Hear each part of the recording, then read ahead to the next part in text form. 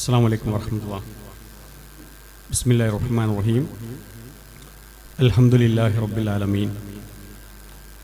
حمدا كثيرا طيبا مباركا. أعوذ بالله من الشيطان الرجيم. بسم الله الرحمن الرحيم. يا أيها الذين آمنوا اتقوا الله حق تقاته ولا تموتن إلا وأنتم مسلمون. വേദിയിലിരിക്കുന്ന ഏറെ ബഹുമാനമുള്ള വാഴക്കാട് ഗ്രാമപഞ്ചായത്ത് പ്രസിഡന്റ് CV സക്കരിയ സാഹിബ് ഉൾപ്പെടെയുള്ള നേതാക്കന്മാരെ, പണ്ഡിതന്മാരെ, ഈ സദസ്സിലെ പ്രിയപ്പെട്ട രക്ഷിതാക്കളെ, വളരെ സന്തോഷകരമായിരിക്കുന്ന ഒരു പ്രഭാതത്തിലാണ് നമ്മളിവിടെ ഒരുമിച്ച് കൂടിയിരിക്കുന്നത്. സാധാരണ സ്കൂളുകളിൽ നടക്കുന്ന പൊതുവിദ്യാലയങ്ങളിലും നേരത്തെ സൂചിപ്പിച്ച രൂപത്തിൽ ഉന്നത വിദ്യാഭ്യാസ സ്ഥാപനങ്ങളിലൊക്കെ സാധാരണയായി നടന്നുവരുന്ന ഒരു പദ്ധതി നമ്മുടെ മദ്രസ തലങ്ങളിലേക്ക് കടന്നു വരുന്നു എന്നറിയുമ്പോൾ ഈ സമൂഹത്തിനും രക്ഷിതാക്കൾക്കുമൊക്കെ വല്ലാത്ത പ്രതീക്ഷ നൽകുന്ന ഒരു കാര്യമാണ്.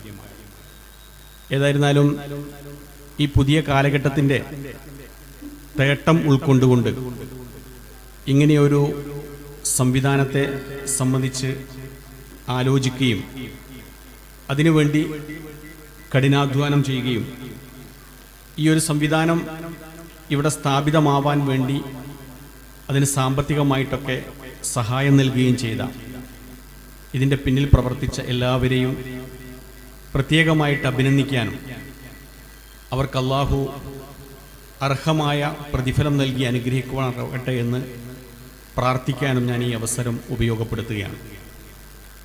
ഒരു സുദീർഘമായ സംസാരം ഞാൻ ഉദ്ദേശിക്കുന്നില്ല, കാരണം ഇവിടെ കുറേ ചടങ്ങുകൾ കൂടി ബാക്കിയുണ്ട്.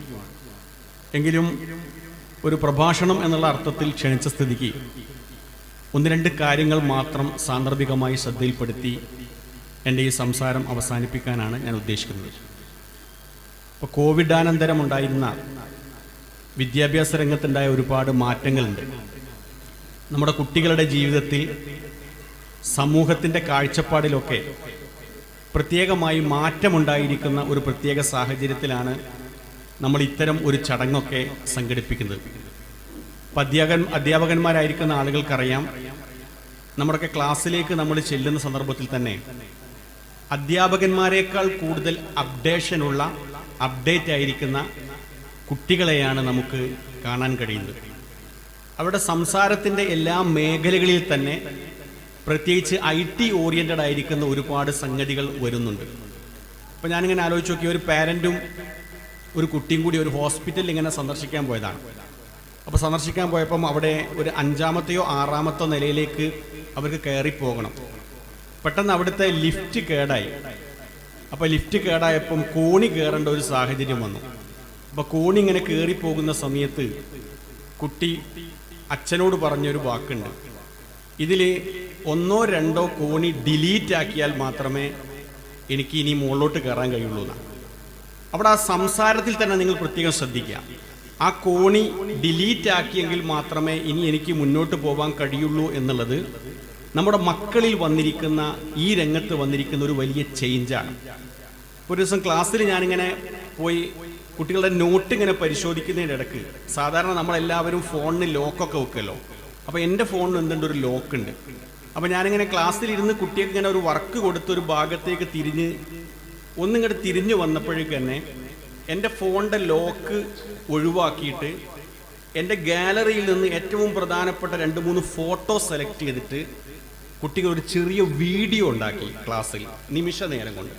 എന്ന് പറഞ്ഞാൽ ഞാനൊന്ന് അങ്ങോട്ട് തിരിയുമ്പോഴേക്ക് നിമിഷ നേരം കൊണ്ട് തന്നെ ഗാലറിയിൽ പോയിട്ട് കുറച്ച് ചിത്രങ്ങൾ കളക്ട് ചെയ്തിട്ട് ഒരു 1-2 മിനിറ്റ് കൊണ്ട് നമ്മുടെ മൊബൈൽ അനുവാദമില്ലാത്ത രൂപത്തിലാണ് എടുത്തതെങ്കിൽ പോലും അത് എടുത്തിട്ട് ഒരു ചെറിയ ഷോർട്ട് വീഡിയോ ഉണ്ടാക്കുന്ന മക്കളാണ് നമ്മുടെ മുമ്പിലുള്ളത്. അവരുടെ മുമ്പിലേക്കാണ് അധ്യാപകന്മാരായിരിക്കും നമ്മൾക്ക്, വിദ്യാർത്ഥികളായിരിക്കും നമ്മൾക്ക്, അതല്ലെങ്കിൽ ഉപ്പമാരും ഉമ്മമാരുമായിരിക്കുന്ന രക്ഷിതാക്കൾക്ക് ചെന്ന് കയറാനുള്ളത്. ആ അർത്ഥത്തിൽ നമ്മളും അപ്ഡേറ്റ് ചെയ്തിട്ടില്ല എങ്കിൽ ഒരർത്ഥത്തിലും നമ്മുടെ പുതിയ തലമുറക്ക് മുമ്പിൽ പിടിച്ചു നിൽക്കാൻ കഴിയില്ല എന്ന് ഈ സന്ദർഭത്തിൽ ഓർമ്മപ്പെടുത്തുകയാണ്. അതിൽ കുറച്ചുകൂടി മുന്നോട്ട് പോയി AI സാധ്യതയാണുള്ളത്. AI സാധ്യത ഉപയോഗപ്പെടുത്തിക്കൊണ്ട് പുതിയ പുതിയ സംവിധാനങ്ങളിലേക്ക് പോവുകയാണ്. ഇപ്പൊ ആമസോണിൽ ഒരു പുസ്തകം വിൽപ്പനയ്ക്ക് വെച്ചിട്ടുണ്ട്. ഒരാൾ ആമസോണിൽ ഒരു പുസ്തകം വിൽക്കാൻ വെച്ചിട്ടുണ്ട്. അയാൾ ആ പുസ്തകം അയാളുടെ സ്വന്തം കൈപ്പട കൊണ്ട് എഴുതിയതല്ല. ChatGPT വഴിയിട്ട് അദ്ദേഹം ഒരു വിഷയം കൊടുക്കുകയും അങ്ങനെ ഒരു വലിയൊരു ലേഖനമായിട്ട് അദ്ദേഹം സമാഹരിക്കുകയും എന്നിട്ട് അദ്ദേഹത്തിന്റെ പേര് വെച്ചുകൊണ്ട് അദ്ദേഹം ആമസോണിൽ ആ പുസ്തകം വിൽപ്പനയ്ക്ക് വെച്ചിരിക്കുകയാണ്. എന്ന് പറഞ്ഞാൽ ഇന്ന് അറിവിന്റെ മേഖലകളിലേക്ക് നമ്മളുടെ കുതിച്ചുചാട്ടം ചില അപകടങ്ങൾ കൂടി ഉണ്ടാക്കുന്നുണ്ട് എന്നുള്ളൊരു വലിയ മെസ്സേജ് കൂടി നമുക്കത് നൽകുന്നുണ്ട്. അപ്പൊ ആ അർത്ഥത്തിൽ എല്ലാ അർത്ഥത്തിലും പുരോഗതിയിലേക്ക് പോകുന്ന ഒരു സമൂഹത്തിന്റെ മുമ്പിൽ മദ്രസ വിദ്യാഭ്യാസ സംവിധാനത്തിന്റെ രീതിശാസ്ത്രവും അടിയന്തരമായിട്ട് മാറേണ്ടതുണ്ട് എന്നുള്ളൊരു വലിയ പാഠമാണ് നമ്മുടെ മുമ്പിൽ നിൽക്കുന്നത്. ഇപ്പൊ നമുക്കറിയാം, കുട്ടികളുടെ മുമ്പിൽ കൂടുതൽ നേരം നമുക്ക് വയല് പറഞ്ഞു നിൽക്കാൻ കഴിയില്ല. മദ്രസ ക്ലാസ്സിലൊക്കെ പോയി കഴിഞ്ഞാൽ നമുക്കറിയാം, സംസാരിക്കാൻ തുടങ്ങുമ്പോഴേക്ക് കുട്ടികളുടെ ശ്രദ്ധ തെറ്റും. അതുകൊണ്ട് തന്നെ നമ്മുടെ ഇപ്പോൾ സ്കൂളിലൊക്കെ പഠിപ്പിക്കുന്ന അധ്യാപകന്മാർക്കറിയാം, നമുക്കൊരിക്കലും തന്നെ നമ്മുടെ വായ കൊണ്ട് സംസാരിച്ചുകൊണ്ട് ഒരു ആശയം കൈമാറാൻ വളരെയേറെ പ്രയാസമുണ്ടാകുന്ന ഒരു സാഹചര്യമാണ്. അതുകൊണ്ട് തന്നെ പുതിയ അധ്യാപക പരിശീലന കോഴ്സിലൊക്കെ നമ്മൾ പോകുമ്പോൾ നമുക്ക് കിട്ടുന്ന ഏറ്റവും പ്രധാനപ്പെട്ട ഒരു സംഗതി എന്താണെന്ന് വെച്ചാൽ, ICT സാധ്യത പരമാവധി ഉപയോഗപ്പെടുത്തിക്കൊണ്ട് ക്ലാസ് റൂമിനെ സജീവമാക്കണം എന്നുള്ള നിർദ്ദേശമാണ് നമുക്ക് കിട്ടുന്നത്. ഇപ്പൊ എൻ്റെ മുമ്പിൽ അധ്യാപകന്മാരുണ്ട്, മദ്രസ അധ്യാപകന്മാരുണ്ട്, അതേപോലെ തന്നെ വിദ്യാർത്ഥികളുമുണ്ട്. ഇപ്പൊ സത്യസന്ധത എന്ന് പറഞ്ഞിരിക്കുന്ന ഒരു പാഠഭാഗം നമുക്ക് മദ്രസയിൽ പഠിപ്പിക്കാനുണ്ടായിരുന്നെങ്കിൽ നമ്മൾ ഒരുപാട് കാലം നമ്മുടെ അധ്യാപകന്മാർ പഠിപ്പിച്ചു തന്നിരുന്ന ഒരു ശീലമുണ്ട്, ഒരു ശൈലിയുണ്ട്. അത് സത്യസന്ധതയുമായി ബന്ധപ്പെട്ടുകൊണ്ടുള്ള ഒരു കഥ പറഞ്ഞുകൊണ്ടൊക്കെ നേരെ അങ്ങോട്ട് ഇറങ്ങി ആ പാഠമെടുത്ത് അതിലെ ചോദ്യം ചോദിച്ച് മറുപടി പറഞ്ഞുകൊണ്ട് മുന്നോട്ട് പോകുന്ന ഒരു സാഹചര്യമാണ്. പക്ഷെ നമ്മുടെ ക്ലാസ് റൂമിൽ നമ്മളൊരു മാറ്റത്തെ സംബന്ധിച്ച് ആലോചിച്ച സന്ദർഭത്തിൽ അത് കുട്ടികൾക്ക് വളരെ പെട്ടെന്ന് ക്യാച്ച് ചെയ്യാൻ പറ്റുന്ന ഒരു സാഹചര്യമുണ്ട്. ഇപ്പൊ സത്യസന്ധതയെ സംബന്ധിച്ചുള്ള ഒരു പാഠഭാഗം പഠിപ്പിക്കുമ്പോൾ അതിന് തൊട്ട് മുമ്പായിക്കൊണ്ട് ഒരു ചെറിയ വീഡിയോ നമ്മൾ പ്രദർശിപ്പിച്ചതിന് ശേഷം ഈ ഒരു വീഡിയോ സംബന്ധിച്ച് നിങ്ങളുടെ അഭിപ്രായം എന്ത് എന്ന് ചോദിച്ച് ക്ലാസ് റൂമിലേക്ക് നമ്മൾ പ്രവേശിക്കുമ്പം എനിക്കൊക്കെ തോന്നുന്നു വളരെ എളുപ്പത്തിൽ നമ്മുടെ കുട്ടികളിലേക്ക് ഈ സംവിധാനം എത്തിക്കാൻ, നമ്മുടെ ഒരു ആശയം കൈമാറാൻ വളരെ എളുപ്പത്തിൽ കഴിയും എന്നാണ് എനിക്ക് തോന്നുന്നത്. അതുകൊണ്ട് തന്നെ ആധുനിക സാങ്കേതിക വിദ്യയെ മാക്സിമം ഉപയോഗപ്പെടുത്തിക്കൊണ്ട് ഒരു പുതിയ സംവിധാനത്തിലേക്ക്, പഠന രീതിയിലേക്ക് മാറാൻ അധ്യാപക സമൂഹം പ്രത്യേകമായി ശ്രദ്ധിക്കേണ്ടതുണ്ട് എന്നുള്ളതാണ് ഇതുമായി ബന്ധപ്പെട്ടുകൊണ്ട് സൂചിപ്പിക്കുവാനുള്ളത്. അതാണ് ഒരു പോയിന്റ്. രണ്ടാമത്തെ ഒരു പ്രധാനപ്പെട്ട ഒരു പോയിന്റ് എന്താ വെച്ചാൽ, മാറിയ സാഹചര്യത്തെ സംബന്ധിച്ച് പാരൻസ് നല്ല ബോധവാന്മാരായിരിക്കണം, ടീച്ചേഴ്സും നല്ല ബോധവാന്മാരായിരിക്കണം, സമൂഹവും നല്ല ബോധവാന്മാരായിരിക്കണം. ഈ സമൂഹം ബോധവാന്മാരായതിന്റെ പ്രത്യേകതയാണ് ഇന്ന് നമുക്കിവിടെ ഒരു ഉദ്ഘാടനം നടന്നത്. അവർ മാറ്റത്തെ സംബന്ധിച്ച് ആലോചിച്ചു. ഇനി നമ്മുടെ അധ്യാപകന്മാർ ഈ വിഷയത്തെ സംബന്ധിച്ച് കൃത്യമായ ഒരു ധാരണയുണ്ട് എങ്കിൽ അവർക്ക് എന്ത് ചെയ്യാൻ കഴിയും, അപ്ഡേറ്റ് ചെയ്യാൻ കഴിയും. ഇപ്പൊ ഞാൻ പറഞ്ഞില്ലേ, പാഠഭാഗങ്ങൾ എടുക്കുന്ന വിഷയത്തിൽ, ഒരു വിഷയം കുട്ടികളിലേക്ക് കൈമാറുന്ന വിഷയത്തിൽ ആ പാഠഭാഗത്തിൽ മാത്രം ഒതുങ്ങിയിരിക്കുന്ന ഒരറിവിനപ്പുറം മറ്റ് ചില അറിവുകൾ കൂടി ശേഖരിച്ച് നമുക്ക് അധ്യാപകൻ എപ്പോഴും അവൻ്റെ ആയുധത്തിന് മൂർച്ച കൂട്ടിക്കൊണ്ട് ക്ലാസ് റൂമിലേക്ക് ചെല്ലുമ്പോഴാണ് അവൻ്റെ അധ്യാപന രീതിയിൽ വലിയ മാറ്റങ്ങൾ ഉണ്ടാവുകയും കുട്ടികൾ അത് എളുപ്പം സ്വീകരിക്കുകയും ചെയ്യുന്നത്. പാഠഭാഗങ്ങളുടെ ആശയങ്ങൾ മനസ്സിലാക്കാത്ത രൂപത്തിൽ, എന്താണോ പഠന ലക്ഷ്യം എന്ന് മനസ്സിലാക്കാത്ത രൂപത്തിൽ അധ്യാപക സമൂഹം വിദ്യാർത്ഥികളിലേക്ക് ഒരു ആശയം കൈമാറുമ്പോൾ ഒരുപാട് പ്രതിസന്ധികൾ അവിടെ സൃഷ്ടിക്കുന്നുണ്ട്. ഇപ്പൊ കഴിഞ്ഞ ദിവസം ഒരു മദ്രസ അധ്യാപക ഒരു അനുഭവം പങ്കുവെക്കുകയുണ്ടായി. അവൻ പാഠപുസ്തകം എടുത്ത് നേരെ ക്ലാസ്സിലേക്ക് പോവാണ്. ആ ക്ലാസ്സിലേക്ക് പോകുന്ന സന്ദർഭത്തിൽ അവിടെ കുറെ നൂലിന്റെ ചിത്രമാണുള്ളത്. നൂലിങ്ങനെ കെട്ടിവെച്ച്, അതിന് അറബിയിൽ ശരിക്കും ഹൈത്തുൻ എന്നാ പറയാ, നൂല്. അതിങ്ങനെ കെട്ടിവെച്ച് ഇരിക്കുന്നത് കണ്ടപ്പോൾ അധ്യാപകന് പെട്ടെന്ന് തോന്നി അതൊരു പട്ടമാണെന്ന് തോന്നി. എന്നിട്ട് അധ്യാപകൻ അതിന് കുട്ടിക്ക് പറഞ്ഞു കൊടുത്തിരിക്കുന്ന അർത്ഥം ഹൈത്തുൻ, പട്ടം എന്നാണ് അതിന് അർത്ഥം പറഞ്ഞു കൊടുത്തത്.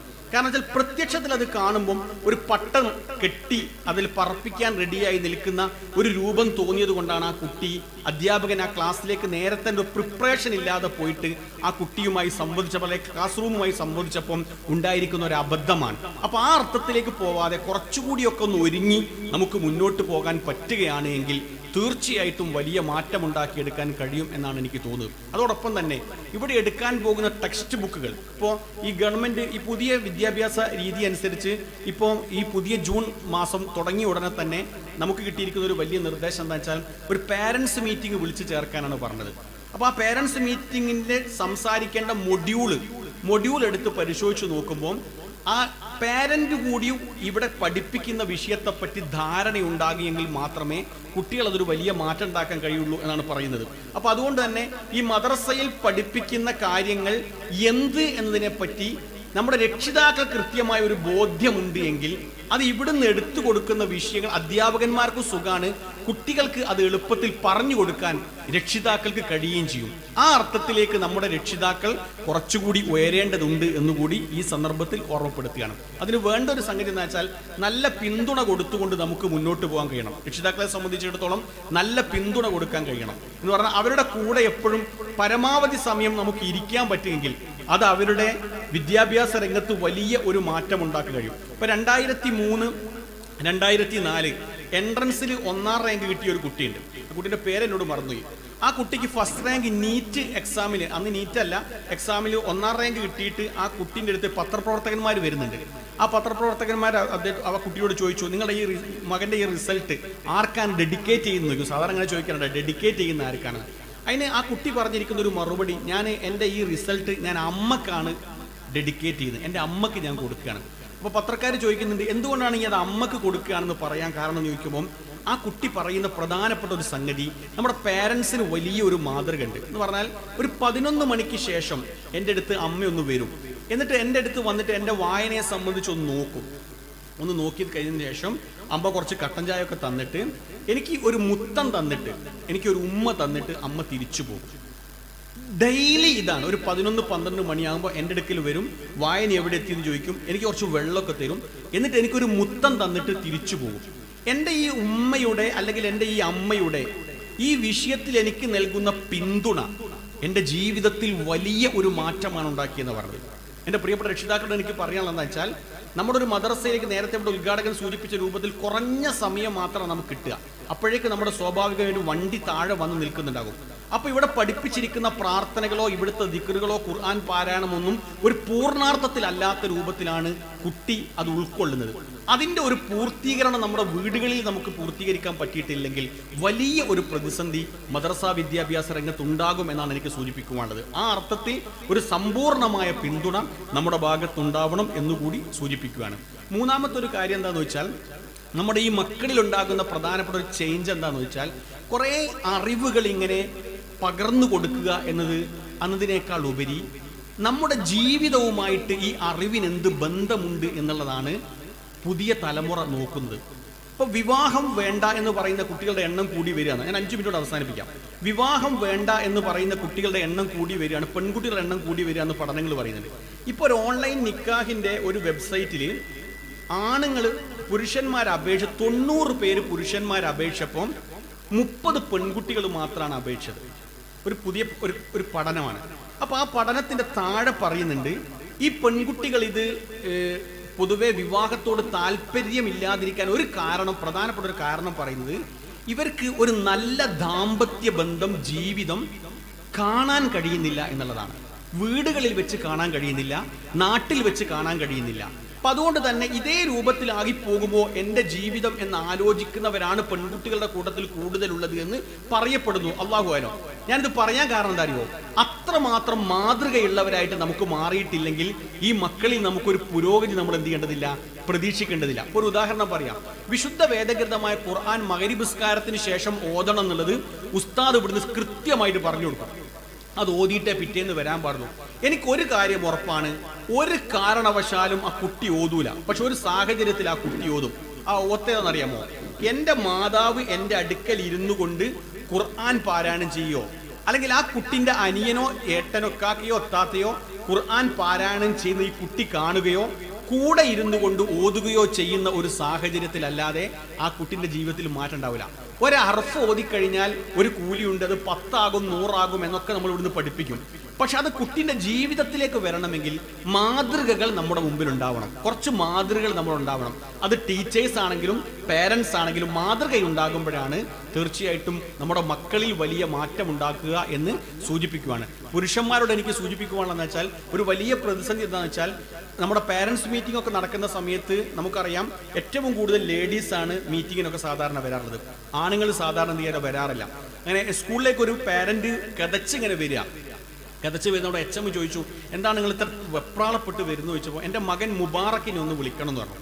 അപ്പോൾ മുബാറക്കിനെ വിളിച്ചു തരാം, നിങ്ങൾ ഇവിടെ ഇരിക്കുമെന്ന് പറഞ്ഞു. ഒരു വലിയ സ്കൂളാണ്. അപ്പോൾ ആ മുബാറക്കിനെ വിളിക്കണം എന്ന് പറഞ്ഞപ്പം ആ പാരന്റിനോട് എച്ച് ചോദിക്കുന്നുണ്ട്, മുബാറക്ക് ഏത് ക്ലാസ്സിലാണ്? അപ്പോൾ മുബാറക്കിന്റെ ക്ലാസ് പറഞ്ഞു, 8ാം ക്ലാസ്സിലാണ് മുബാറക്ക് പഠിക്കുന്നത്. ഏത് ഡിവിഷനിലാണെന്ന് ചോദിച്ചപ്പം ബാപ്പാക്ക് അത് അറിയില്ല. ഏത് ഡിവിഷനിലാണെന്ന് ബാപ്പാക്ക് അറിയില്ല. അന്ന് പറഞ്ഞ A to BCDEFGHI വരെയുള്ള ഒരു ഡിവിഷനാണ്. അപ്പോൾ അവിടെയാണ് പേരന്റ് പറയുന്നത്, എനിക്ക് ഡിവിഷൻ അറിയില്ല. ഇതിൽ അവസാനം ഞാൻ 5 മുബാറക്കുമാരുണ്ട് 8ാം ക്ലാസ്സിൽ, ഞാൻ ആരെ വിളിക്കുമെന്ന് ചോദിച്ചപ്പം ആ ബാപ്പ പറഞ്ഞെന്താ വെച്ചാൽ കുറച്ച് മെലിഞ്ഞ് നീണ്ട് കറുത്തൊരു കുട്ടിയാണെന്നാണ് പറഞ്ഞത്. ആ ഡിവിഷൻ പറഞ്ഞു കൊടുക്കാൻ പേരന്റിന് കഴിഞ്ഞില്ല. ഇതൊരു വലിയ പ്രതിസന്ധി എന്താണെന്നറിയാമോ? ഈ സാധാരണ സ്ത്രീകൾ അത് ഏൽപ്പിച്ച് നമ്മൾ പിരിയലാണ്.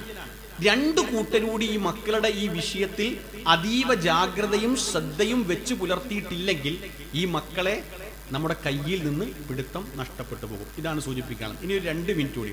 ആ 2 മിനിറ്റ് എന്താണെന്ന് വെച്ചാൽ, ഈ അറിവിനെ സംബന്ധിച്ച് മതപരമായിരിക്കുന്ന ഒരു നിയമം എന്താണെന്ന് വെച്ചാൽ അത് ഉപകാരപ്രദമായിരിക്കുന്ന അറിവായിരിക്കണം. നാം കുറേ പഠിക്കുക എന്നുള്ളതല്ല. ഇപ്പോൾ നമ്മുടെ കർമ്മശാസ്ത്രം ഇവിടെ എടുക്കുന്ന സമയത്ത് ഇവിടുത്തെ നല്ല സ്ലൈഡൊക്കെ കാണിച്ചുകൊണ്ട് ഫിഖ് കൃത്യമായിട്ട് പഠിപ്പിച്ചു കൊടുത്ത് നമസ്കാരത്തിൻ്റെ രൂപം കൃത്യമായിട്ട് പഠിപ്പിച്ചു കൊടുക്കാൻ പറ്റുന്ന ഒരു രൂപമാണ് നമ്മുടെ ഈ IT ക്ലാസ്, ICT ഉപയോഗിക്കുമ്പോൾ നമ്മൾ നിസ്കാരത്തിൻ്റെ രൂപം കൈ കെട്ടുന്നത് സുജൂദിലേക്ക് എങ്ങനെ പോകുന്നതൊക്കെ കൃത്യമായിട്ട് കാണിച്ചു കൊടുക്കാൻ പറ്റും. ഇത് കൃത്യമായിട്ട് ക്ലാസ് കാണിച്ചു കൊടുത്ത ഒരു കുട്ടി, ആ കുട്ടി അത് മനസ്സിലാക്കി അതിൻ്റെ രൂപമൊക്കെ കൃത്യമായിട്ട് എഴുതി, നന്നായിട്ട് എഴുതിയിട്ട് അവൻ്റെ കർമ്മശാസ്ത്രത്തിലുള്ള മാർക്ക് 50ൽ 50 മാർക്കാണ്.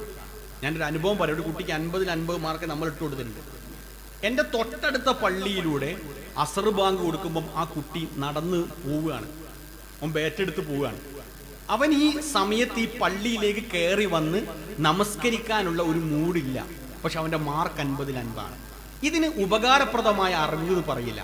ഈ ഉപകാരപ്രദമായ അറിവിലേക്ക് നമ്മൾ തിരിച്ചു കൊണ്ടുവരിക എന്നുള്ളതാണ് പ്രധാനപ്പെട്ടത്. അതുകൊണ്ടായിരിക്കാം പ്രവാചകൻ ഒരു പ്രാർത്ഥന നടത്താൻ പറഞ്ഞത്, അല്ലാഹുമ്മ അല്ലിംനി മാ യൻഫഉനി ഫൻഫഉനി മാ അല്ലംതനി. അല്ലാഹുവേ, ഉപകാരപ്രദമായത് എനിക്ക് പഠിപ്പിച്ചു തരണേ, പഠിപ്പിച്ചത് കൊണ്ട് എനിക്ക് ഉപകാരം ഉണ്ടാവണേ എന്ന് പറയാനുള്ള കാരണത. ഈ ലോകത്ത് നിന്ന് ഒരാൾ മരിച്ചു പോയി കഴിഞ്ഞാൽ എല്ലാം അവശേഷിക്കും, 3 കാര്യങ്ങൾ ഒഴികെ. അതിലും പറഞ്ഞത് പ്രവാചകൻ സ്വല്ലല്ലാഹു അലൈഹി വസല്ലം പറഞ്ഞത് ഇൽമുൻ യുന്തഫഉ ബിഹി, ഉപകാരപ്രദമായ അറിവ്. വെറും അറിവ് എന്നല്ല, ഉപകാരപ്രദമായ അറിവ്. ആ അറിവിലേക്ക് തിരിച്ചു നടത്താൻ നമ്മുടെ മക്കൾക്ക് കഴിയട്ടെ. അതിന് ഈ ആധുനിക സാങ്കേതിക വിദ്യയൊക്കെ ഉപയോഗിച്ച് ഏറ്റവും രസകരമായിരിക്കുന്ന ഒരു പഠനാന്തരീക്ഷം ഉണ്ടാക്കാൻ അധ്യാപകർക്കും ഇവിടുത്തെ വിദ്യാർത്ഥികൾ കഴിയുമാറാവട്ടെ എന്ന് ആത്മാർത്ഥമായി പ്രാർത്ഥിച്ചുകൊണ്ട് ഈ ഒരു പ്രോഗ്രാമിന് എല്ലാവിധ ആശംസകളും നേരുന്നു. ഇതിനുവേണ്ടി പിന്നിൽ പ്രവർത്തിച്ച എല്ലാവർക്കും അള്ളാഹു അർഹമായ പ്രതിഫലം നൽകി അനുഗ്രഹിക്കുമാറാവട്ടെ എന്ന് പ്രാർത്ഥിച്ചുകൊണ്ട് എൻ്റെ വാക്കുകൾക്ക് ഞാൻ വിരാമം കുറിക്കുന്നു. വാഖിറു ദഅ്വാന അൽഹംദുലില്ലാഹി റബ്ബിൽ ആലമീൻ. അസ്സലാമു അലൈക്കും.